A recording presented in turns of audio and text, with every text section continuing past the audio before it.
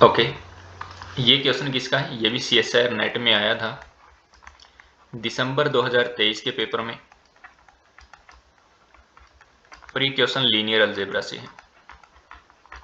Linear algebra से है। Okay, बहुत इजी क्वेश्चन है। तो बोलता है which of the following statement is false. तो पहले फर्स्ट ऑप्शन को देख लेते हैं। तो क्या बोलता है? Product of 2 cross 2 real matrix of rank 2 is of rank 2। Okay, मान लिया ए और बी दो मैट्रिक्स है, ये भी 2 क्रॉस 2 की मैट्रिक्स है, एक बी मैट्रिक्स है, ये भी 2 क्रॉस 2 की है। रैंक ऑफ ए है वो 2 है। इसका मतलब क्या हो गया? अगर ए का रैंक 2 है तो इसका मतलब क्या हुआ कि determinant of A not equal to 0। Rank of B भी क्या दिया है? 2 दिया है। इसका मतलब भी क्या हो गया कि determinant of B not equal to 0। अब मैंने ए और बी दोनों को मल्टीप्लाई किया तो अपने को पता है डिटर्मिनेंट ऑफ ए बी बराबर होता है determinant of A determinant of B. अगर दोनों नॉन जीरो है तो ये भी क्या हो जाएगा? Not equal to 0। इसका मतलब क्या हुआ कि रैंक ऑफ ए बी क्या होगा? 2 होगा। रैंक ऑफ ए बी क्या होगा?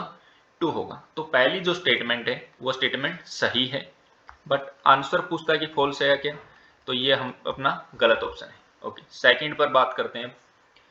Product of 2 cross 2 product of 2 3 cross 3 real matrix of rank 2 is of rank at most 2, और थर्ड में बोलता है एटलीस्ट 2, और फोर्थ ऑप्शन बोलता है product of 2 cross 2 real matrix of rank 1 can be the zero matrix.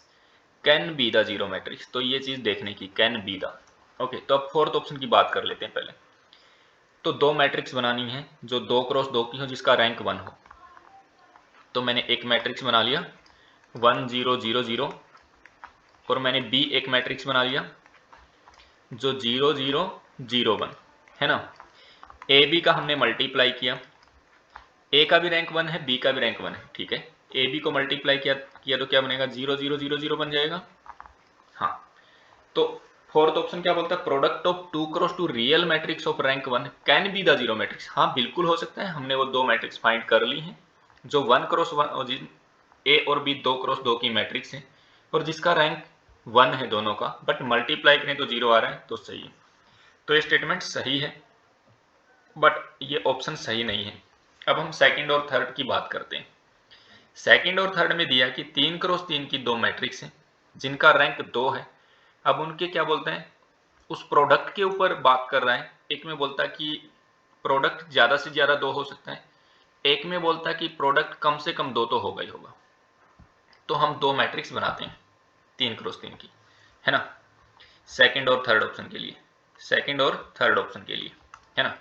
तो ए मैंने एक मैट्रिक्स बना लिया कुछ इस टाइप का 1 0 0 0 1 0 0 0 0।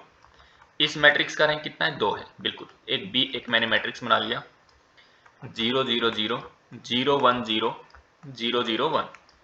तो बी का भी रैंक कितना है? 2 है। ओके, अब मैं ए और बी को मल्टीप्लाई करूं। ए और बी को मल्टीप्लाई करेंगे तो ये अपना पहला एलिमेंट 0, ये एलिमेंट भी 0 और ये भी 0, और ये वाला अपना एलिमेंट इसका इससे मल्टीप्लाई करेंगे तो 0, ये 1 और ये 0 और ये तीनों 0, है ना, ठीक है। तो यहां पर रैंक ऑफ ए बी कितना आ गया? रैंक ऑफ ए बी अपना 1 आ गया, है ना।